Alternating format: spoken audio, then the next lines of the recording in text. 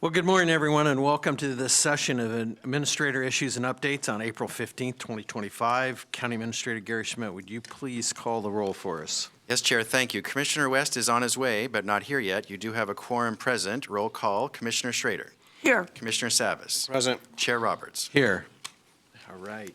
Thank you, Gary, and would you please introduce the first agenda item for us? Yes, first item is Justice Reinvestment Program Grant Application Letter of Support. This is an item for your consent agenda. While the item is something you have done in prior years, the letters of support always come to you first at a policy session.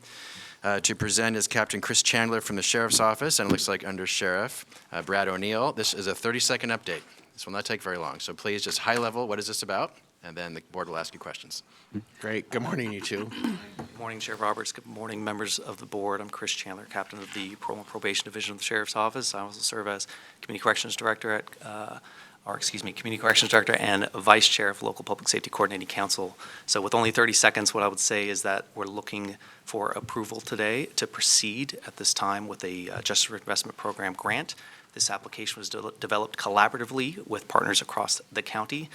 There should be letters of commitment from our presiding judge, our district attorney, and our sheriff. I presented this application to our local public safety coordinating council last week. It was voted unanimously in approval. Great. Did you have any comments, Brad, there? No, sir. Okay. Just thought I'd give you Moral support. All right. Very nice. Thank you.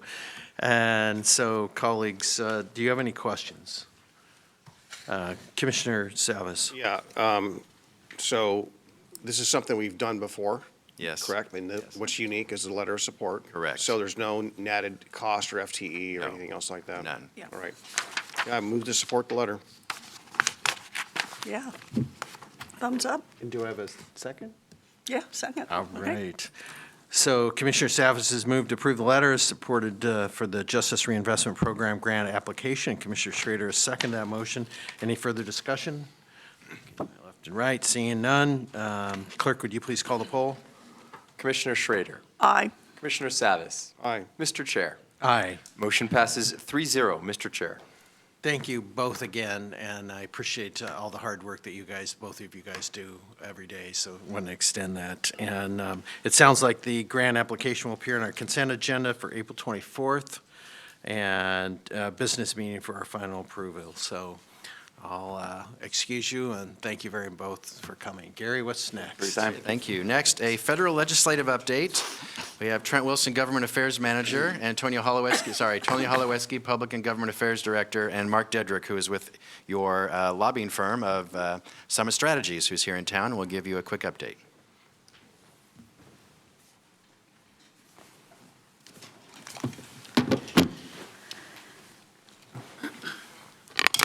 Good morning, Commissioners. Good morning. We're here this morning to hear an informational update on federal affairs from Mark Dedrick, who will introduce himself in just a minute, from Summit Strategies. And as you know, PGA contracts with Summit Strategies to provide consulting and lobbying services for the county at the federal level. And the county does set federal initiatives and priorities each year, and we also pursue congressionally directed spending or federal earmarks to support the county's funding needs where appropriate. We've asked Mark to join us today with an update on the state of federal affairs and how the current government's strategies for federal spending may impact the county's federal priorities. So with that, I'm going to hand it off to Mark, and Mark will introduce himself and then give you a brief update, and then we'll entertain questions. All right. Great. Thank you very much. And Commissioners, Mr. Chair, it's very nice to see all of you here in person in Oregon. I picked a beautiful week to be out here in the state, so I'm really, really happy about that. Want to just kind of give you all a brief rundown, high level of kind of what's happening out in DC and some of the advocacy work we've been doing at Summit Strategies on behalf of the county. It is, first of all, it's been, anytime you have a brand new Congress every 2 years, it's always a little bit chaotic at the very beginning, especially when there's been a change in leadership on either the House or the Senate side. Whenever there's a new administration that comes in, there's kind of an additional chaos, maybe the wrong word, but additional kind of work. There's new people coming into position. It takes a while for things to kind of get kicked off. There's different kinds of things from the regular ebb and flow of DC. This year, we kind of have both of those two things, which are definitely being felt. And then there's been really a lot of new kind of executive orders or actions from the executive branch or things like that, that it's really kind of hard to overstate kind of exactly how much that's impacted everything when it comes to what's going on in Washington. It just is filling up, taking up a lot of the oxygen in the room and the air in the room with people trying to figure out, what does this statement mean? What does this executive order mean? What is an actual action that we're going to have to kind of respond to or do something else? What are we, kind of what's going on? When you add that into the fact that this year, at the beginning of the year, Congress was having to deal with the FY25 budget, which they now have polished off, our appropriations bill, which they've polished off, and they're also attempting to do a reconciliation package to advance the new president's, some of his federal agenda when it comes to that. It's taking up kind of a lot of people's time, which has made things a little bit chaotic back there, and you really feel it when you're kind of back in the halls, walking around back there. There's just a lot of energy, there's a lot of uncertainty, just a lot of people trying to kind of figure out what is happening. Through all of that, we've been trying to keep your staff here up to date on the different actions and how they might affect the county. At the same time, trying to make sure we're effectively advocating on the county's behalf back there. This year, among the things that we've been working on are, first of all, the county has 2 new members of Congress representing almost all of the county, our new House members representing them, and Congresswoman Dexter and Congresswoman Bynum. We've been working to kind of introduce Congresswoman Dexter to Clackamas County. It's an area she has not represented before. Make sure her and her staff, who are also brand new to working on behalf of Clackamas County, they're kind of aware of the county, of what you all are up to, some of your priorities, some of the challenges and issues, transportation, natural resources, otherwise you're working on. And with Congresswoman Bynum, who is certainly no stranger to Clackamas County, there are parts, she is new to Congress, and there are parts of the county she's now representing that she did not represent before. So same kind of thing, working with both of them. They've both been fantastic. They've both been very attentive. They both have, kind of shared how important the county is to them and how much they want to kind of step up and really be leaders on behalf of Clackamas County back there. So a lot of it's been working with them to bring them up to speed.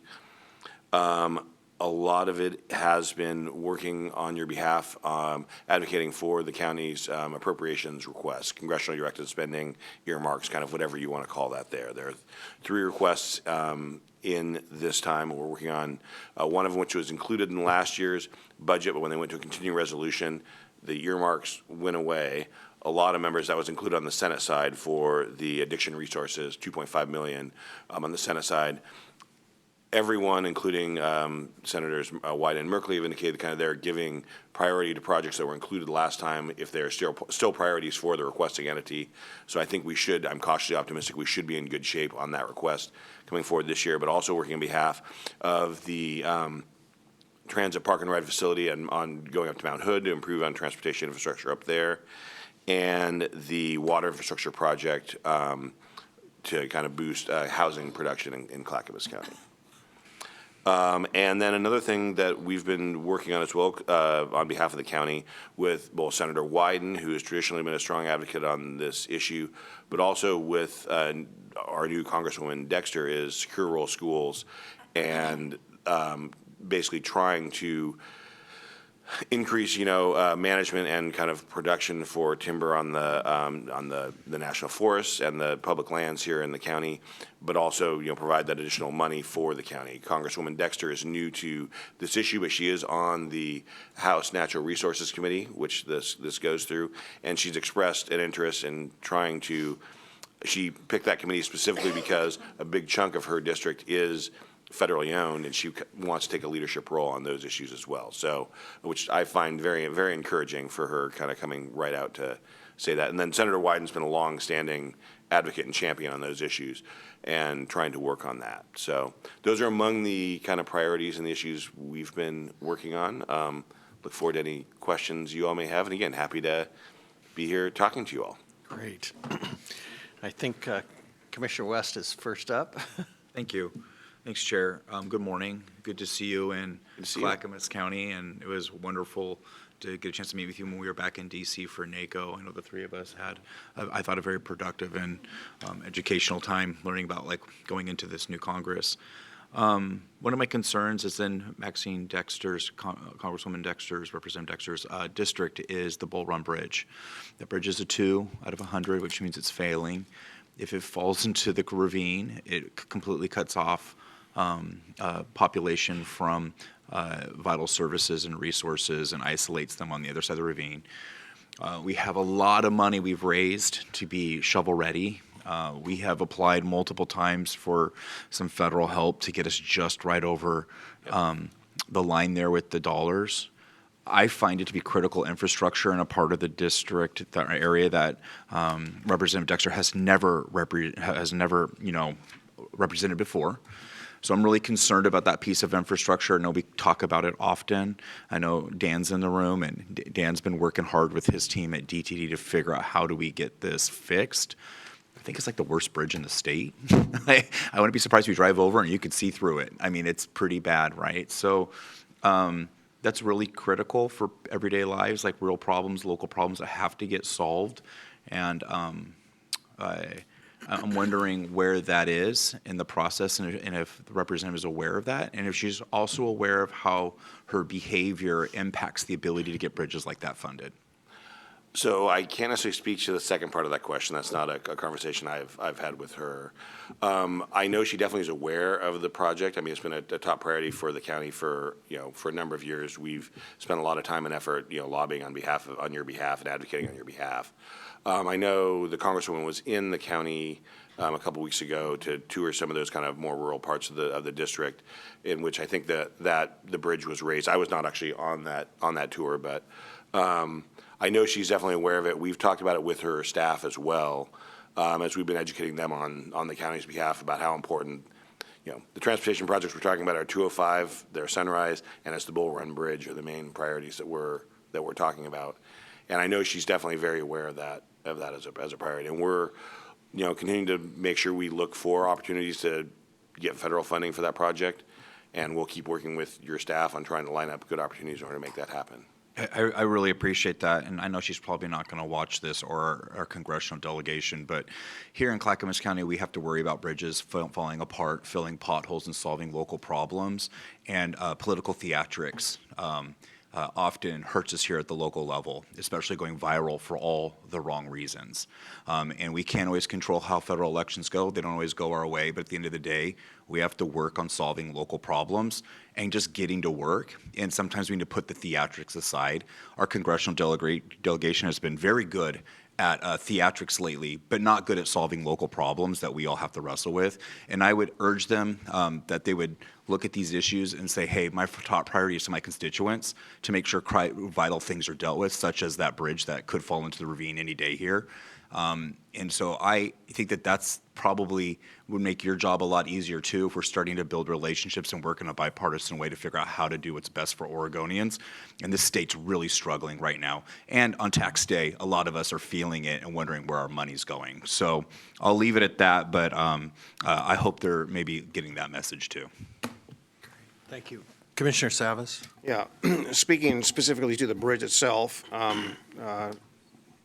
staff, Trent, myself, Congresswoman Dexter and her staff met at the Bull Run Bridge actually just a few weeks ago, 3 weeks ago. So she saw it firsthand. As a matter of fact, kind of a little story. We were walking over to the bridge and we saw this truck coming, and this truck exceeded the weight limit of the bridge, and the truck had to turn around. So it was an interesting thing. I mean, it's like you couldn't have asked for a better example of the need. And I think the good news is, I'm looking at Dan in the back, is that the state's stepping in right now. So it looks like the state's going to use the bridge funding, bridge funds to fund that because of the priority status. So that might be resolved. Can't say for sure. I did, Mark, thanks for coming here today. Good to see you. Good to see you. Looking forward to going back here whenever it works. But I have a question. Is there anything with the politics and the nature of things, I know that's dynamic, that maybe of our priorities that the politics is more ripe for than ever before? It's a good question. I mean, it's something we try and take into account every year when we're looking at, what you all are pushing for. We try and make sure we line what the county's priorities are with what the priorities of Congress and the administration are to where we're meeting them there. It doesn't make any sense to request stuff that's going to be totally out of out of scope for what the administration wants to do on the grant side or what Congress or your members of Congress want to advocate for back there. I think when it comes to SRS and forestry and some of that kind of forest management stuff, I think that's an area that definitely there's some opportunity, some increased opportunity for maybe what we might have had before. I think your delegation, is, even though you have two new members, but it's going to be similar, I think, in terms of their views, but I think they've kind of always been kind of where they are. And I think that this administration, there's some opportunities maybe to advocate for some of what the county has often advocated for on the forestry side and on that side of things, trying to, actively manage the forests and increase, production, create some jobs, economic benefit out of that. Well, thanks for that. I was just kind of thinking from a transportation standpoint, everything you just said relies on transportation corridors, and the Sunrise project specifically is really the corridor for Estacada, where we have a lot of our, and areas around where we have a lot of our. And no, it's a very good point. With this administration, I think some of the county's priorities are going to line up much better with this administration than with the previous administration as well. When you're dealing with you're dealing with Sunrise, with a new or expanded highway project. You're dealing with road projects. It's the kind of stuff that they are seeing as kind of the core use of the highway program, of the transportation programs. And I think there definitely is an opportunity on that to try and build things like that, to also do things on 205. I think some of those transportation priorities definitely line up well with this administration. Great, thank you. Absolutely. Commissioner Schrader. Yeah, I have a particular interest in two things. One thing which is on the list, well, not on the list, so I'll get to that in a moment. How are we doing with the advocating for Willamette Falls and Landings area designation and the Willamette Falls locks? I've been involved in that since 2003. So where are we in the process? Because this has been iterative, like Groundhog Day. So who do we talk to finally bring it to fruition?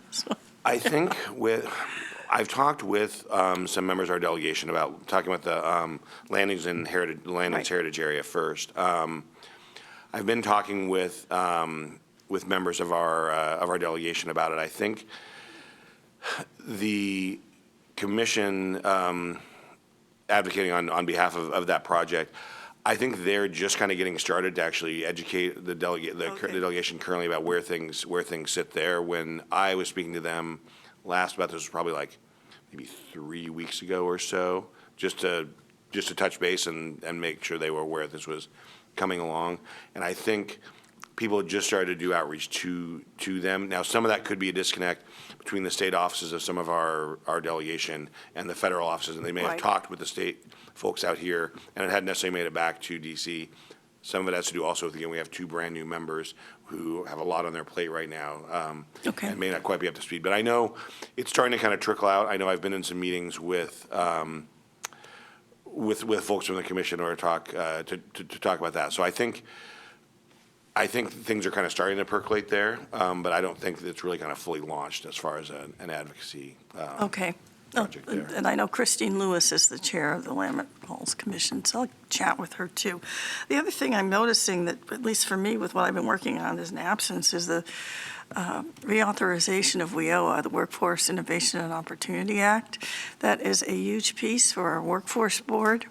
Actually, it's a huge piece for at the national level with the National Association of Counties as well. And we've been lobbying at that level with them, but it's not listed here, and I don't know, it's probably my bad because I should have brought it up sooner. But that is a huge deal because workforce is a key service that we offer in conjunction with our local workforce board here. In fact, today, they are lobbying down in Salem with our Salem delegation to make sure that workforce is front and center. So I don't know, colleagues, how I would get that on the list, but I do think it's something big. And I'll be doing it in any case, but I don't even know where it is in terms of even getting reauthorized at this point, but I've heard that there've been some bumps along the way with it. So that probably hasn't been on your radar.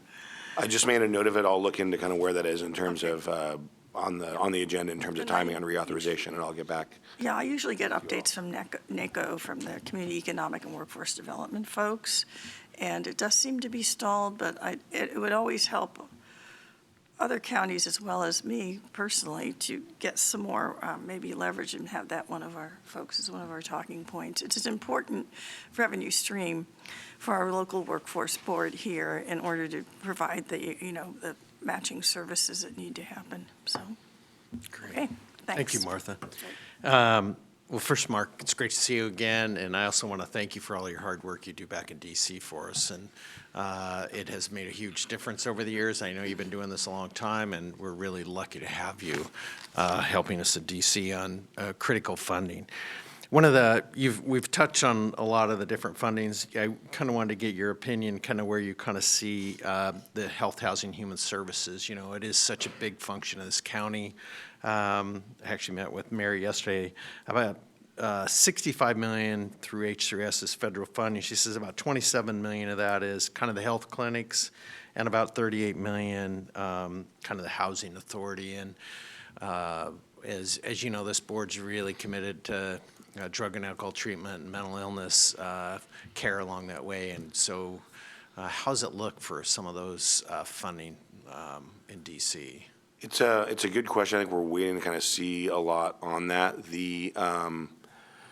For some of that funding, I think we're looking to see what happens on this reconciliation package that's going to be moving through right now. The budget, which is the framework for reconciliation, passed out of the House to kind of finalize that piece of it last week, just before I came out here.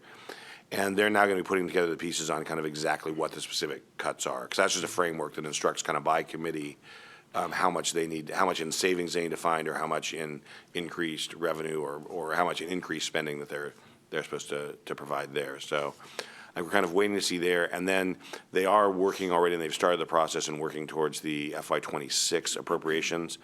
I think most people are expecting there's going to be a decrease from kind of what the current baseline was from FY25 in terms of what spending is going to be kind of across the board. Which is, I wish I had kind of better news when it came to that, but I think that's kind of the baseline expectation there. But we're kind of waiting to see what happens yet. We don't have even kind of top-line numbers that are being kind of assigned out to committees there. But even with that, in any given, budget year, there are kind of winners and losers. So we'll definitely advocate on the county's behalf to try and make sure that number is as high as it can be. Great, thanks. Commissioner West has another question. I would like a follow-up because that you opened that up really well. Health and Human Services, housing, substance abuse disorder, major priority of this county. You know about the recovery campus. We're getting rumblings that there's going to be a massive shift away from traditional housing first policies towards more recovery treatment. Not that housing won't be included, but it's going to take a different shift, and that may impact funding at the local level. Any idea like how the executive branch and up on the Hill, how they're going to handle that shift? And do you have any idea where funding might go? Are you guys kind of watching that so we can plan locally accordingly? Yeah, I think right now it's a bit too early to know kind of exactly where the administration is going. I've heard similar things to what you're talking about in terms of a focus on recovery. I know you've obviously been a real leader on those issues for a long time. It's obviously very important to you and to the board in general. And yeah, it's something we're trying to stay on top of and get a sense so we can advise you all to kind of best take advantage of that. Because I think you all are ahead of a number of other kind of counties when it comes to, that kind of model. So. We're seeing Metro start to change its framework a little bit right now with the other Tri-County area, as I co-chair the new task force to address the supportive housing service tax. But we all rely on federal dollars, state, all of the rest, right? And so Chair Roberts is a part of that task force with me, and we're already starting to see the policy conversation shifts that are happening, and those key areas. And the pivots we're having to make, not just because of the reality of what's happening federally and politically, but also like what has and has not worked here in our own communities. So just really want to be acutely kind of try to stay ahead of that if possible. And I know that you got your finger on the pulse of what's happening in DC, but if you could make sure we're in the loop, that'd be super helpful. Thank you. Absolutely, thank you. All right. Just, I think one last thing in closing, before we move on, is I want you to know that the entire board, if you need us to meet with our congressional delegates, I mean, we're looking for you to kind of say, hey, it'd be beneficial to be here, because I think it's critically important. We're lobbying for our dollars to help support this county, and having you in DC is huge, so we're just a phone call away. So make sure you'll reach out to us if there's a particular time. And I also want to thank Trent in the background. That guy's amazing. He's always lining things up and does a great job as well. So thank you both. If there's no other questions, we'll go ahead and move on. This was information only update. I want to thank you for being here, and hopefully you get to enjoy a little nice weather before you head back.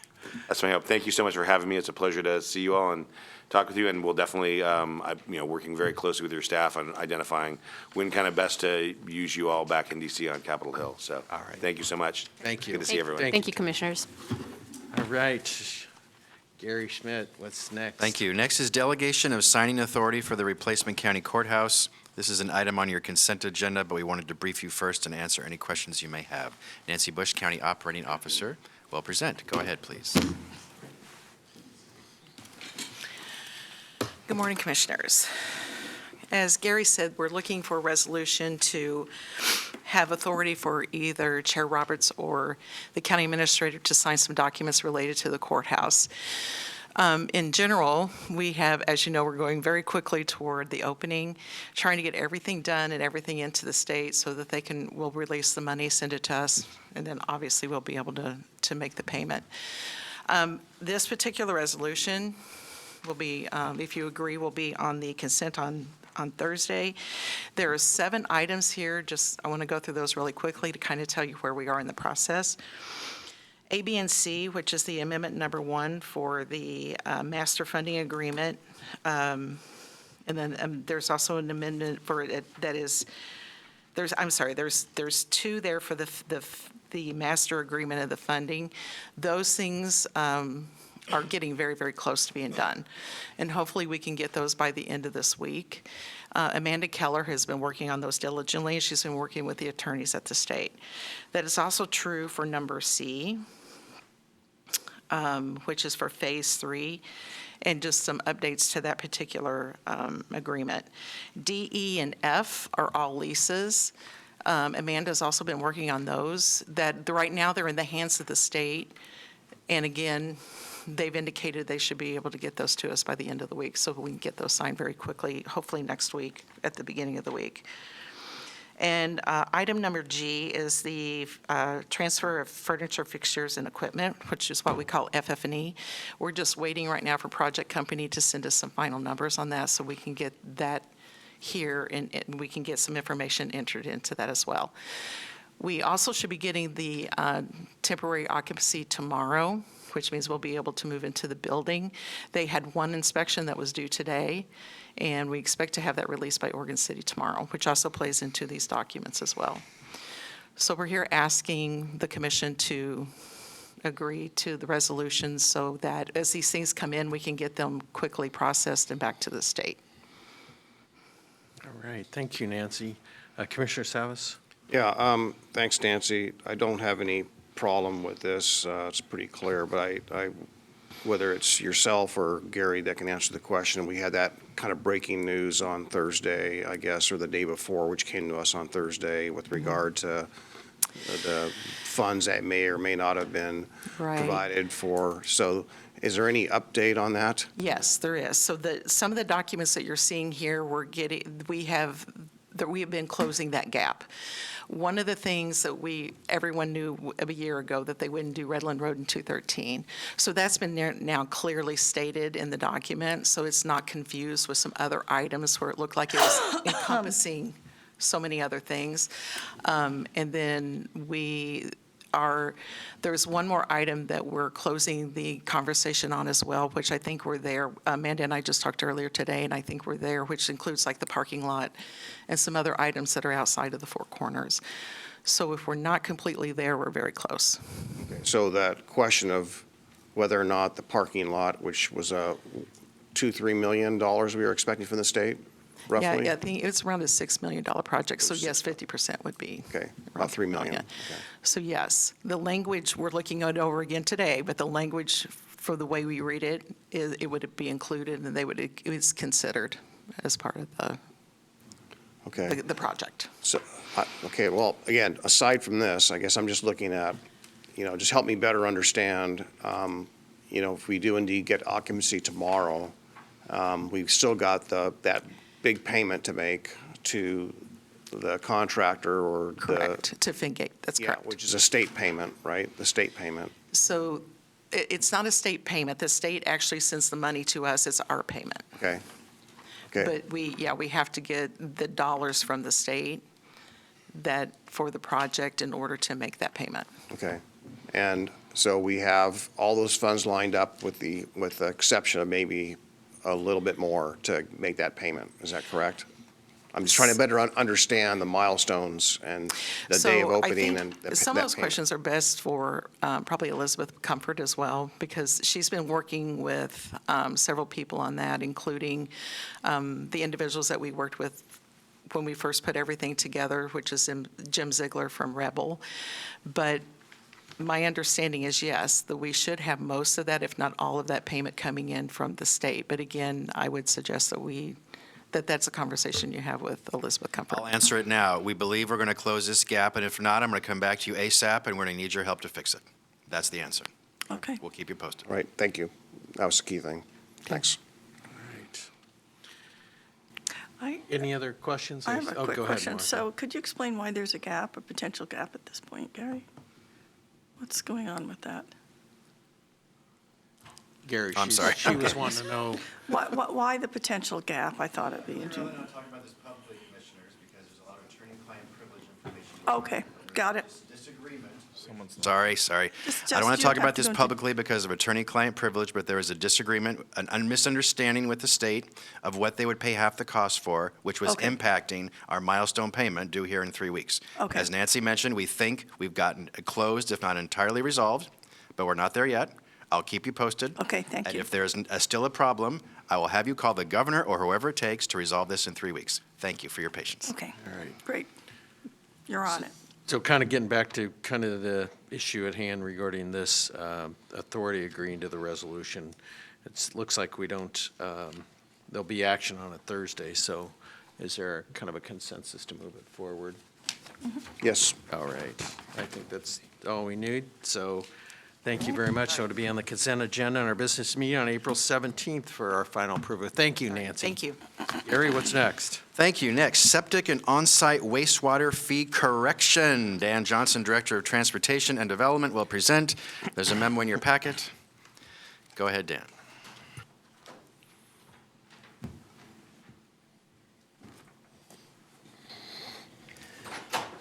Good morning, Chair Roberts, Commission. It's with a heavy heart that I'm back here again talking to you about fees. Essentially, when we brought forward the package to you on February 4th, which the board authorized and approved, subsequently you noticed there were 2 errors on that particular list. They deal with our septic program, and they deal with what they call non-standard systems. These are basically sand filter systems that are more technical in nature, that require more and additional work beyond the standard system. And so essentially before you today is a request to adjust those fees from the fee amounts they were in the prior proposal, which the first is from $900 to $1,150, and the second is from $900 to $1,250 to more accurately represent the total cost in providing that service. This was an error on our part. Just when looking at the various maturations of that Excel spreadsheet, it was just an oversight on staff's behalf. So I'd be happy to answer any questions you might have, but essentially since the board authorized the original, we felt it appropriate to come back and talk to the board about this specific request. All right, questions, colleagues? Yeah, just one. Dan- Salvis, go ahead. Yeah, just one. So Dan, my recollection is that typically a lot of what we do is to be in compliance with state or DEQ in this case, correct? Correct. Right. Yep. So we, in order, as I recall, took this responsibility on as a means, we'll say authorized by, but in partnership with the state. So it's kind of a funded mandate, so to speak, but not really funded, right? Because we're obviously charging a fee for it. Is there any funding that comes from the state to help augment this, or is it literally an unfunded mandate from the state? We are an agent of the state for our septic program, very similar to our building program. And we made the decision regarding septic, because it is a program that we could turn back to the state. The concern that we have is that it touches every aspect of rural development in Clackamas County. We have one of the single largest septic programs in the state of Oregon. So the concern was the inability to control those timelines internally would have drastic effects on the rest of our development-related timelines. So it's not necessarily a mandate from the state. It's a decision we made to assume that responsibility to assist the development community in Clackamas County for those rural properties. My understanding is, just for my colleagues' understanding, is that if we had not provided this service and they had to go through the state, it would be a lot slower and far more difficult, which is why we took this on. So Exactly. the benefit is that we can expedite these things more, well, sometimes people say expedite's not the right word, but we can process it much faster than otherwise would be going through the state. That is correct.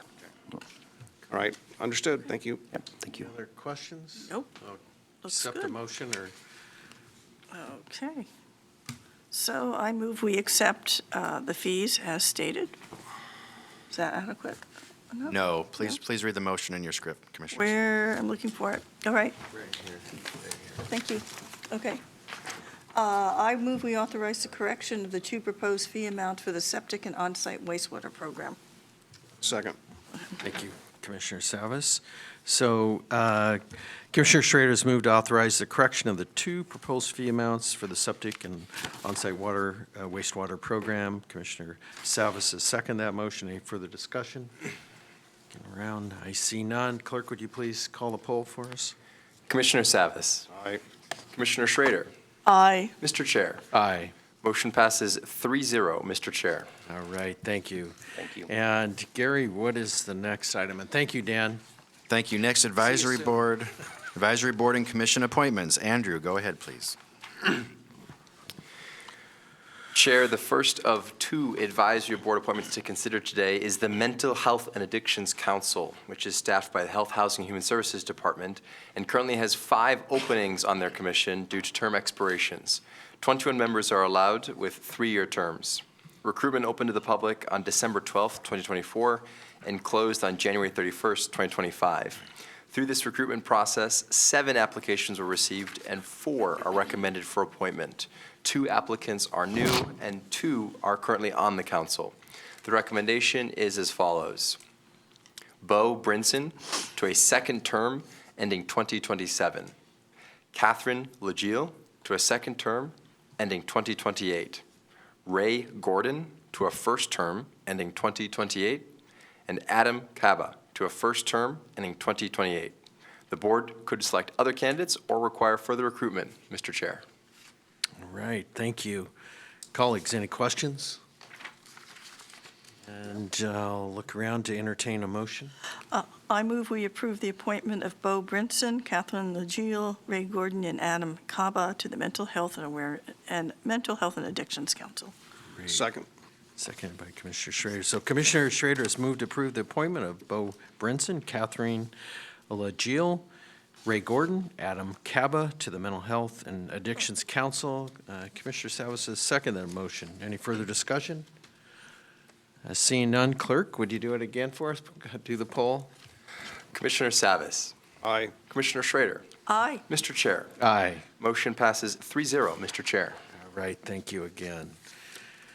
All right, Gary, what's next? There's another advisory board. Andrew, go ahead. Oh, that's right.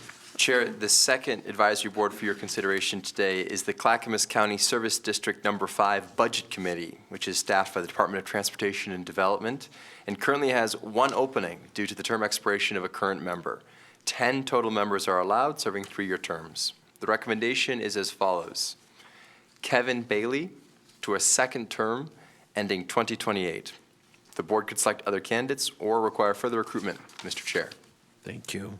Commissioners, questions? All right, seeing none, I'll entertain a motion. I move we approve the appointment of Kevin Bailey to the Service District Number 5 Budget Committee. I'll second that. right, Commissioner Savas has moved to approve the appointment of Kevin Bailey to the Service District Number 5 Budget Committee. Commissioner Schrader has seconded that motion. Any further discussion? Seeing none, clerk, would you please call the poll for us? Commissioner Schrader. Aye. Commissioner Savas. Aye. Mr. Chair. Aye. Motion passes 3-0, Mr. Chair. Thank you again. All right, Gary, what's next? Thank you. Next is International City County Management Association dues for the county administrator. That's me. I'm seeking your approval, Commissioners, to spend public money on my professional membership dues to the International City County Management Association. This is an association for city and county managers across the world, not just the United States. I've been a member for 6 years. I find it very helpful in my professional development that I hope assists me in being a better county administrator for you. The dues cost $1,200 for 1 year's membership. This is budgeted, and it's budgeted with county general funds. So I'm seeking your approval to allow me to pay my dues for this association. All right, thank you, Gary. Commissioners, questions? Thoughts, concerns? I don't see any, so if not, I'll again entertain a motion. I move we approve the International City County Management Association dues for the county administrator. Second. Second, Commissioner Schrader has moved to approve the International City County Management Association dues for county administrator. Commissioner Schrader has seconded that motion. Any further discussion? Yes, I just want to say, I want to just thank Gary for actually engaging in this. You don't have to. Not all county administrators do that. So I just want to just thank you for continuing to improve and educate yourselves and being a better administrator. Thank you. And also to follow up on that, I think what's really important too is really seeing what other administrators around the country are doing. And it's also to learn from their mistakes and hopefully prevent them here. So it's a pleasure to have you go to that, Gary, and make sure you're involved in that. So Thank you. I need to make sure you take time off to go to it. So Thank you. Thank you. So clerk, would you please call the poll? Commissioner Savas. Aye. Commissioner Schrader. Aye. Mr. Chair. Aye. Motion passes 3-0, Mr. Chair. All right, thank you again. And Gary, what is next? Thank you, Commissioners. Next, review of your business meeting agenda for this Thursday, April 17, 2025 at 10 a.m. You will have a presentation from County Clerk McMullen updating you on the upcoming May 20, 2025 special district election. You have a consent agenda for Clackamas County and a consent agenda for the North Clackamas Parks and Recreation District. As you know, the consent agenda items, we no longer review those with you in advance, so if you do have any questions on any item, if you please let me know prior to Thursday, and I'll have the appropriate staff in the room to answer your questions. Thank you. Next and final item today is Commissioner Communications. All right, and I'll turn to my colleague to the right, Okay. Commissioner you. Schrader. Thank you so much. Well, I had the opportunity yesterday to attend the Association of Oregon Counties. This was virtually Governance, Revenue, and Economic Development Steering Committee. It was a great meeting. I believe they were talking about a Senate bill. The life of me, I can't recall the number, but it is a bill that actually will provide, it's rather controversial for us, actually, and for counties. So it would provide unemployment benefits for folks who go on strike in the public sector. And it's somewhat problematic, not because we don't want to make sure that people are safe as they move into something like this. We just went through a situation where we had to deal with some turmoil, and hopefully we finally resolved it, and I think everybody's happy. I think we're happy. I think our union folks are happy. But the issue with this is that the counties, plural, and this is a county thing, would have to pay the unemployment insurance. And the issue we'd be dealing with, and this was not just me speaking, but should counties have to do that, they would have to look very, very diligently at their budget, and more than likely there would be layoffs as a result of this. Because if we had to come to something where we would be giving dollars to a fund in case and have that, secure and stable, how we would manage that, and we're not, we have a constrained budget in this county, and I am proud of the fact, quite frankly, that we are in the black still, and I really value our employees here.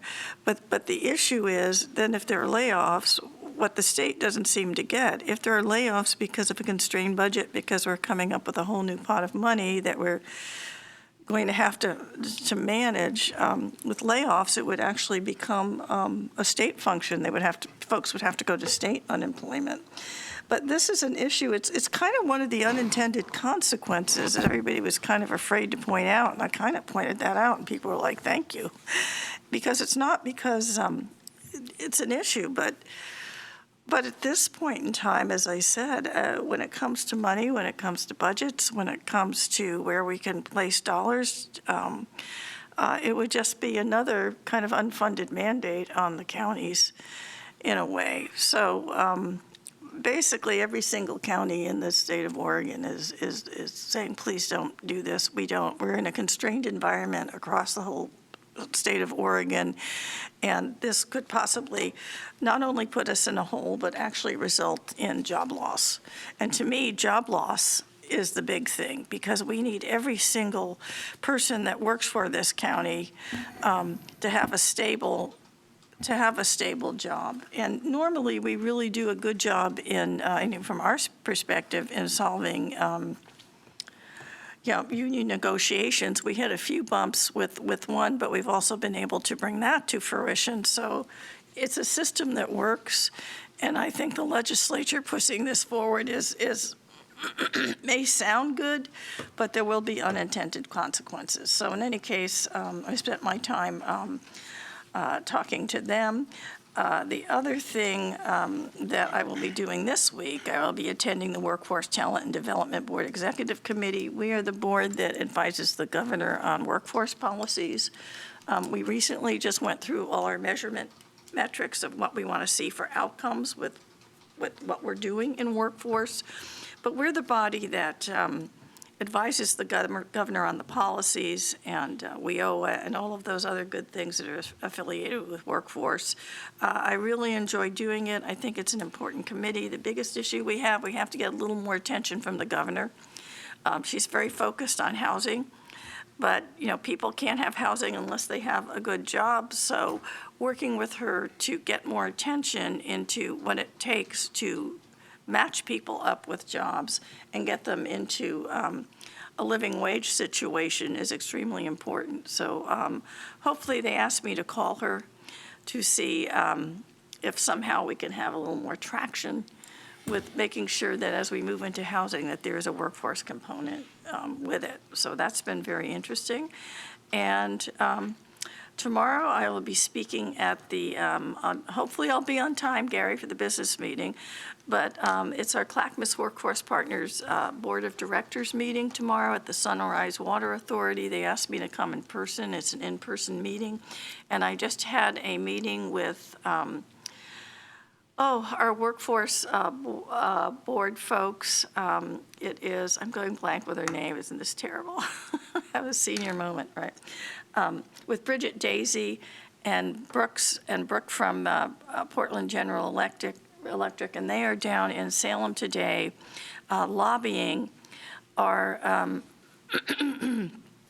delegation, telling them how important the state dollars are for workforce development. Because we not only get federal dollars, but we also get a lot of workforce dollars funneled through the state. And what's been happening at the federal level, we're all a little bit uncertain of what might be coming down the pipeline, but we're hoping that we won't be totally cut off on the needs, because this helps displaced workers, this helps youth workers, this helps us match with our private sector job opportunities for people, and identifying where our education system, both CTE at high school and the community colleges, should be going to get people ready for jobs and pre-apprenticeship programs, and then moving into union apprenticeship programs, if that's what folks want to move into, and making sure that people are prosperous. It's a big deal, and yeah, we'll be talking about our statewide, again, tomorrow I'll be talking about our statewide agenda with the members of that board, and I am happy to do so. Okay, well, that's all I have. And Thank you, Commissioner Okay. Schumer. Commissioner West? Commissioner Salvis, I'm sorry. That's right. Yeah, just to build on, Martha, on your first point, I think that unemployment matter, I'm Is it, often, do you know the Senate number off? I should no, I remember. don't recall it, but I think you made a good point, and I don't think that people understand the mathematical unintended consequences, because what will happen is, the way it works, that the risk, right? If the risk increases, then the rates go up. The rates go up, then governments, for example, and probably private sector as well, will pay a higher premium. Higher premium for counties with tight budgets such as ours, may incur or may be forced to make, some layoffs. That's less revenue for the state. So in a way, it's really the state is also going to be a victim of this, so to speak, because they are funded with payroll taxes. If there's less payroll, there's, so being a business owner, I've paid for all this stuff, so I understand how it works. And now with my tenure as an elected official, I can understand actually how that would equate to less revenue and potentially, again, in these tight times, unprecedented tight times, potential layoffs around the state here and there. I don't know to what magnitude, but that'd be interesting. I hope that they've done some cost analysis of that at the state level, and love to see those numbers and make sure that our decision makers are fully aware. Colleagues, what I want to advise you on, and just kind of give you the most recent thing, most recent update as I know it, that's relevant to us, the Board of County Commissioners. JPAC, Joint Policy Advisory Committee on Transportation, wants to go to Salem the last few days of April, forgot the date exactly, and wants to lobby and advocate for the transportation package. So that would require us to take a position on the transportation package. And I think the timing is a little bit curious because we've got a couple challenges with that. So I personally am not ready to, because I don't have enough of that, the impacts, and there's those two unresolved issues. Number one, 205, which is a high priority for us, and also the transit matter, which I'm still working on. So I personally, it will be Thursday morning. So two messages here as far as Thursday morning. The JPAC meeting is Thursday morning. I will be asking them to perhaps postpone or delay us going to Salem because we may not be in the position to advocate for it. And clearly, they have not fully, I have not seen the full explanation, and maybe our staff can find it, maybe it's not available yet. And that is that year one, if the bill passes year one, what is the household impact? Year two, what is that? Is it stair steps, that those increases? What are the impacts? But more importantly, the hang up for me, again, going back to if 205 is not going to be funded, okay, that's something that we have to grapple with. I did meet yesterday with the mayor of West Linn about that, so we did discuss it. So I will be trying to reach with some of our state legislators, one in particular that is in her district. So to chat with her about what her thoughts are. And then, of course, the other one is transit. And I just want to allay something. This is a statewide brewing issue, and some of the people in positions of power and bystanders, if you want to call it that, say this is a personality issue between some folks. Fortunately, I don't think it's related in Clackamas County, the Board of Commissioners, but I just want to lay that, yes, there is some friction spots, not just in Clackamas, but around the state in certain areas about this transit funding. So it's not just us, but the bigger issue is, the reason that it's a hot issue is because there's a structure, I have discovered and seen a structural issue. And I'm trying to focus not on the politics and not on the personalities, but on trying to fix the structural issue. And I'm concerned that if we let this legislative session pass without addressing it and having the impacts on transportation, I don't want to wait till another transportation bill 5, 7, 8, 9, 10 years from now to resolve this. So just want to alert you that our staff wanted to bring something to us on next Tuesday to take a position on the transportation package. So I'm not sure what we're all going to ask you all other than inform you on. So unless you all feel confident about something, please share. But I told Gary about this a little bit yesterday. I'm not sure it might just be informational on Tuesday. So, Chair, I yield back. That's a lot. All right, thank you, Commissioner. Commissioner West? Well, happy tax day to everybody. Right? I know some of us are feeling a little sick to the stomach based on maybe our tax bill that we're being hit with. I think Oregonians, though, overall are pretty generous and understand the support needs of a good functioning government, why it's important to support that. And they, have high expectations that local government, state government function competently and well. Or at least that's what they want to see happen because they pay a premium compared to other states. And it is hard, though, to get that tax bill today, and you just are pragmatic and reflective and say, what the hell is my money going to? And where is it? And how can I see it reflected in my neighborhood, in my community? Because I pay a lot. And every dollar that someone pays into taxes, it's their labor. It's from their life. It's a little bit of time away from their family. It's a little, maybe you're late to your kid's football game because you had to pull an extra hour or a few extra hours just to make the ends meet. Maybe it's you can't afford to go on that one date night on your anniversary like you like with your spouse because it's just a little too steep here. And you're told to keep ponying up, and you're looking for the outcomes in your community to be reflected in a way that is fair, clean, safe, and livable.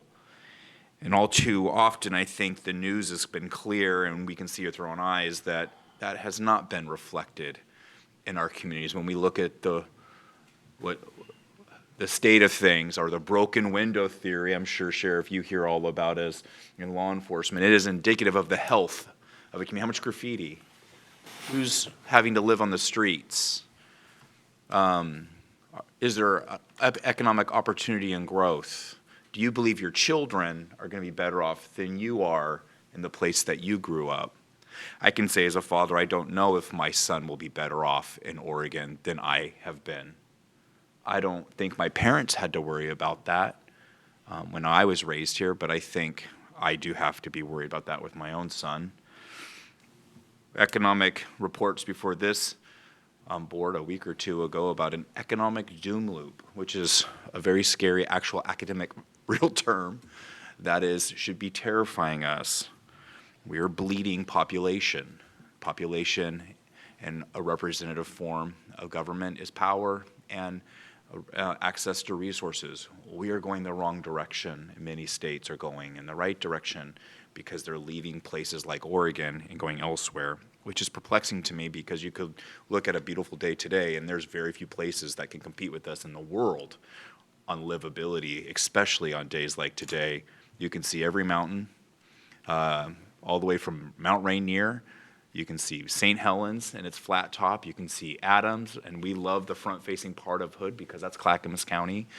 I call it the postcard part of Hood because that's the one we advertise, and that's Clackamas County. I have a lot of pride there.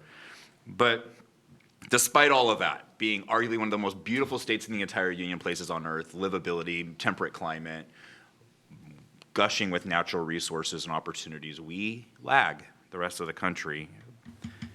And we should think about that on tax day. We still have a housing shortage. My God, we've spent a gajillion dollars on trying to mitigate it, but the policymakers that are elected have been incapable of finding a solution to that, and there seems to not be one on the horizon. We still see an increase in homelessness and fentanyl overdoses and mental health crises, and we have kicked that can about as far as we could as a state. And it still persists, and today we cut checks to the government to do more of that. We talk about this transportation bill.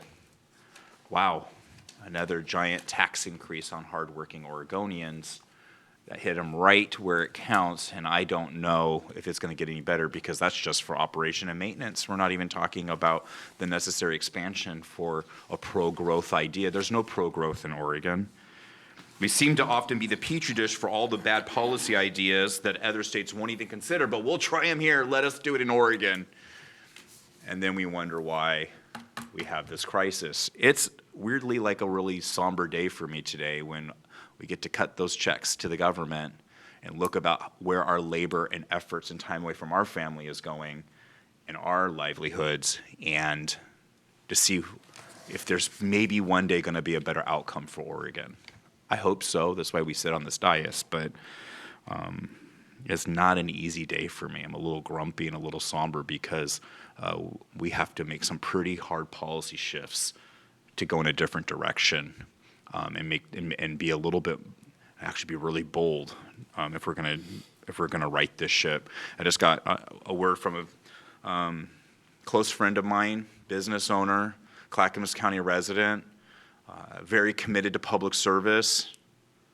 Called me last night and says, I'm out, I'm done, I'm going to Arizona. I can't, Ben, I just cannot do this. This transportation bill is it for me.